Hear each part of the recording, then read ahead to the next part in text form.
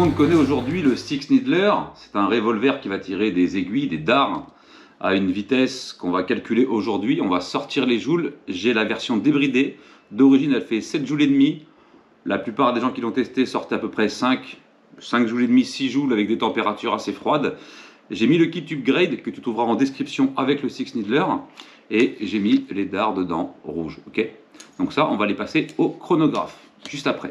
Ça fonctionne avec une sparklette de CO2 en 12 grammes, comme ceci.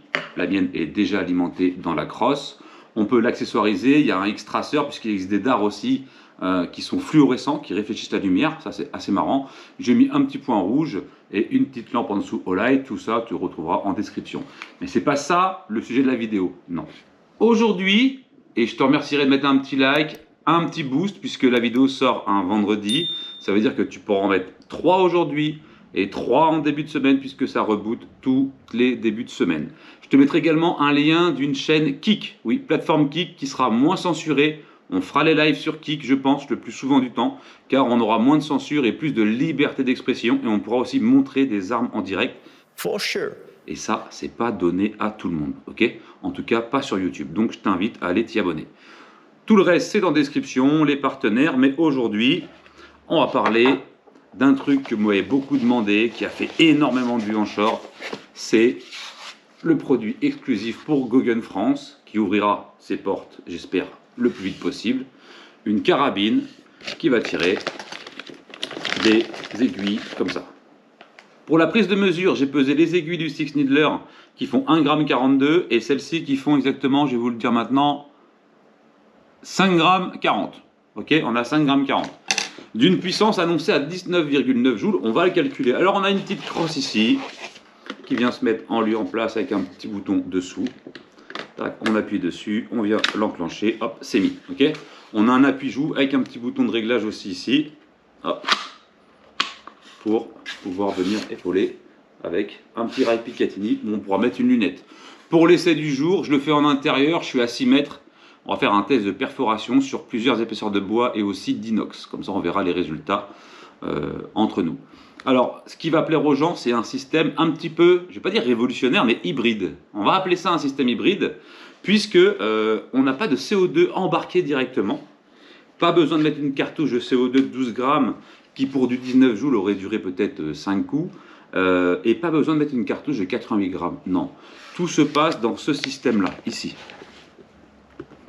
Le verrou. Vous voyez ça ici? C'est comme une recharge de briquet. Alors déjà, on va parler de l'aspect de la carabine. Un aspect un peu granuleux, j'aime beaucoup, d'accord, avec un très bon grip, très bien fini, très quali. Le canon est entièrement silencé pour faire le moins de bruit possible. Plutôt intéressant. Pour l'instant, elle n'a pas vraiment de nom, puisque c'est un prototype. Je suis le premier en Europe à l'avoir dans les mains, d'accord. Je crois que même aux États-Unis, ils ne l'ont pas, puisque c'est un produit Gogun, c'est écrit dessus, hein, voilà. Donc ça, c'est exclusif à la chaîne, d'accord. J'espère que vous serez content de cette petite présentation et de ce petit test, premier test, on va dire. On va retrouver aussi ici devant un porte-grenadière pour pouvoir y mettre un bipied pour tirer opposé, puisque 19,9 joules annoncé et un kit, ce qu'on appelle un export kit débridage, allant jusqu'à 50 joules. Il y aura des projectiles aussi dans le calibre de la flèche qui est un calibre de 6,25, d'accord. Donc c'est plutôt pas mal. On pourra lui mettre des boulettes de caoutchouc. Tous ceux qui connaissent la 3D pourront se faire des plaisirs dingues. Ok, c'est du monocoup. Hop, tac, comme les carabines en 22 qui n'ont pas de chargeur. Donc pas de chargeur pour l'instant. Pour l'instant, je dis bien parce qu'on est sur la base d'un prototype. Peut-être que par la suite, il y aura un chargeur. Comment ils ont trouvé l'astuce? Eh ben, on a une sparklette de 88 grammes. Vous savez que les sparklettes de 88 grammes posent beaucoup de problèmes. Celles-ci n'ont pas assez d'autonomie. Celles-ci en ont beaucoup trop quand on veut juste faire quelques tirs. Eh ben, ils ont décidé de fabriquer un adaptateur avec un embout ici. Et le réservoir d'air se situe dans le verrou. On va venir ici, charger en air le verrou. On entend, voilà. Et une fois que c'est plein, on a une autonomie d'environ 10 coups. Et si on n'a pas envie d'en faire plus, eh ben on n'a pas besoin de recharger. Là, je suis à fond, ça y est, ça ressort. Voilà. Là, j'ai chargé complètement pour 10 coups d'autonomie. Ce qui fait que on a une carabine extrêmement légère, on n'a pas d'encombrement, On n'a pas à rentrer une capsule par ailleurs, on n'a pas de joints qui nous font chier. Ça, c'est surtout sympathique. Et les dards sont en tungstène. Donc, je vais rentrer tout ça dans mon application du chronographe. Et on va commencer par passer le Six Needler au chronographe pour voir combien de joules il sort avec l'export kit. Et ce que j'ai oublié de vous dire avec le Six Needler, qui pour moi est le must du Funtir. Alors, on est en catégorie D et en catégorie D. Le must du Funtir, puisque sur les liens que je vous mettrai en description, ils viennent de sortir des billes en caoutchouc en 9 mm. Je ne sais pas si vous vous rendez compte, 9 mm c'est très petit et très percutant. Je suis pressé de tester ces billes en caoutchouc de 9 mm à l'intérieur de celui-ci. Parce que vu la longueur du canon, on va pouvoir, je pense, atteindre des belles puissances. Ce sera plutôt pas mal. Ok ? Allez, je rentre tout ça et on se fait le petit test sur les cibles. Alors là, on va regarder combien sort de joules le Six Needler avec le grammage. Donc j'ai mis 1,42 g. Je vais tirer dans la plaque droite, c'est la plus épaisse. La plaque de gauche, c'est la moins épaisse. Et il y a la plaque d'inox qui est derrière, qui est une plaque assez balèze. Ok ? Donc on va se faire les 3 tirs. Et ensuite, on passera à la carabine. Let's go. Let's go. Oh la vache. Ça a dû traverser, je pense.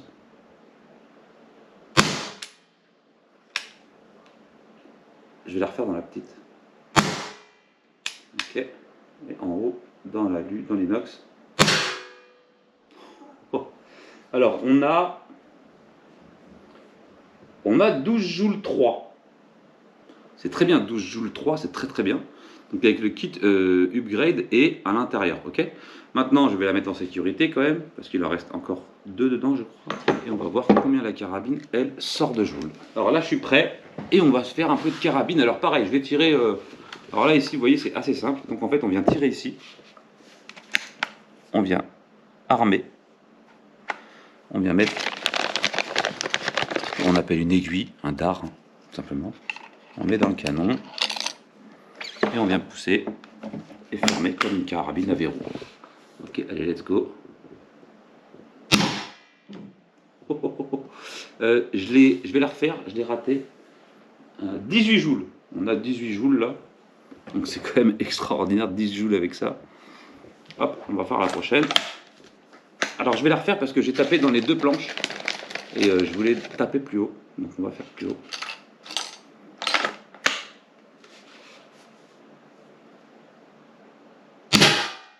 On a été un peu trop haut. On va la refaire encore. Et là, j'ai 17,8 joules.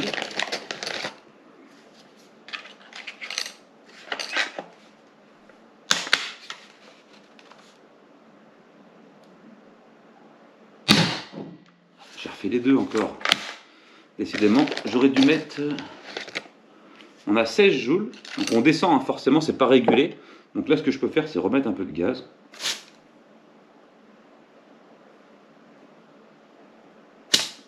Hop là. En fait, c'est au bon vouloir, c'est ça qui est cool.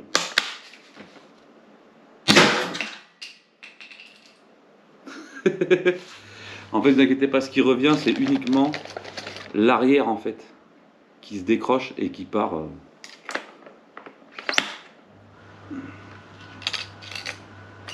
19 joules encore là, c'était pas mal. Mais j'arrive pas à voir le haut de la planche, en fait, je suis de merde.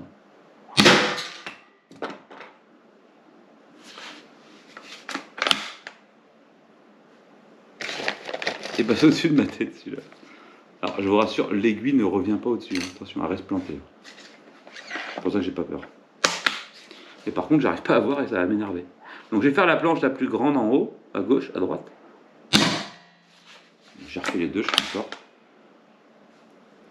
On tourne à peu près à 17 joules de moyenne.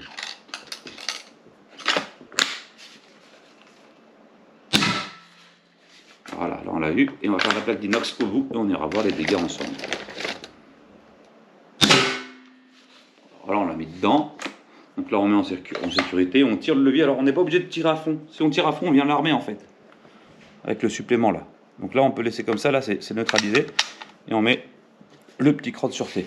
Donc j'ai obtenu en moyenne c'est entre 17, j'ai eu 19 joules, 4 joules au maximum. Ensuite je tourne à 18, 17, ça dépend. On va rester en dehors parce qu'on a tout agrafé. Alors ici, on en a une, Alors celle-là, elle est agrafée dans l'autre morceau de bois. Voilà, tac.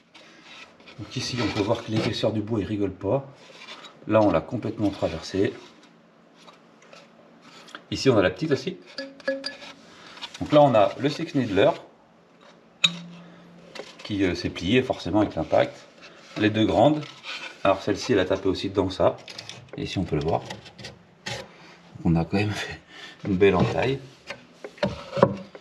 Ici, on en a aussi deux.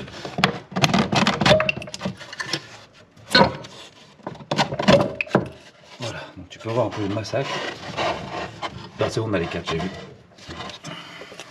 Alors en fait, c'est ça qui se barre, hein. Faut pas avoir peur quand ça revient, c'est ça qui se barre du truc. Donc là, vous voyez, on a transpercé la plus petite et on est venu transpercer la deuxième. Donc ici, avec de la lumière, on voit que l'épaisseur est pas mal. Je crois qu'on doit avoir 1,5 cm. Et ici, on a un morceau de 2 cm là, ici, là. Donc on a passé les deux. Les trucs étaient là à la base. Ici. Donc on a passé complètement les deux. Et c'est costaud, hein. Là, on peut y aller, ça s'en ira pas comme ça. Il va falloir que je jette à la pince ou au marteau. Je sais pas trop. La petite, pas en reste non plus. Est-ce qu'elle a traversé l'ensemble des deux? Oui, j'ai la pointe juste là. On va éclairer là à l'intérieur. Je pense qu'on va pouvoir voir la petite pointe qui dépasse juste ici. Là. Attendez, elle est là. Ok. Et là, on a l'inox. Alors l'inox, comme on dit, c'est pas de la merde. Hein. Il va falloir que je l'arrache. Donc on va l'arracher juste après. Déjà, on va retirer celui-là. Voilà, tac. Donc là, on peut voir que c'est bien rentré. On a quasiment traversé. Là, on en a deux. Alors celles-ci, c'est celles qui ont tapé, qui ont traversé tout l'ange de bois. Là, ici, ouais, ça ressortira pas comme ça. Hein. Alors, si elles sont pas tordues, vous pouvez les réutiliser. Parce que là, c'est du piquant. Là, vous faites ça dessus avec.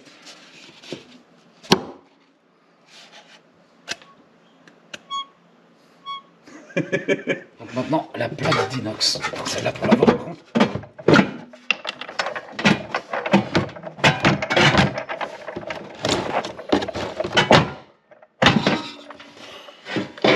Alors la petite est passée. Il faut savoir que cette plaque-là, on a eu du mal à la traverser avec des gros plombs. Et du coup, c'était compliqué. Là, celle-là, bon, on va sortir.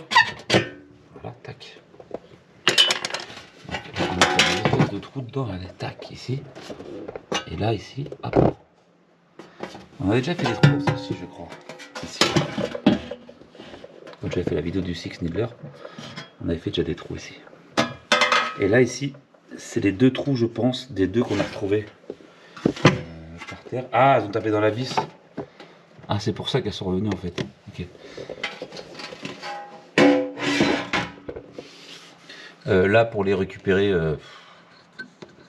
ça va être compliqué. Alors, je ne pense pas qu'elles aient traversé tout. Donc, elles n'ont pas tout traversé parce que j'ai quand même 1 cm de contreplaqué, 3 cm d'OSB et 3 cm d'OSB. Donc, vraiment, si ça venait à traverser, ça m'inquiéterait. Hein. Mais... Ah.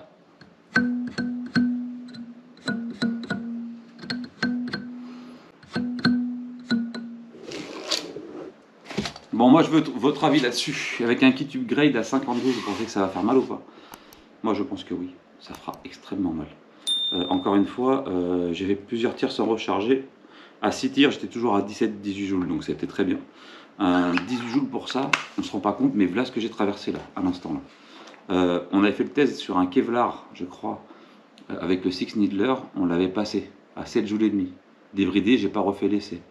Je vois pas l'intérêt, je pense qu'on le passerait intégralement. C'est pas le but non plus, attention. Là, je fais ça pour voir un petit peu les capacités.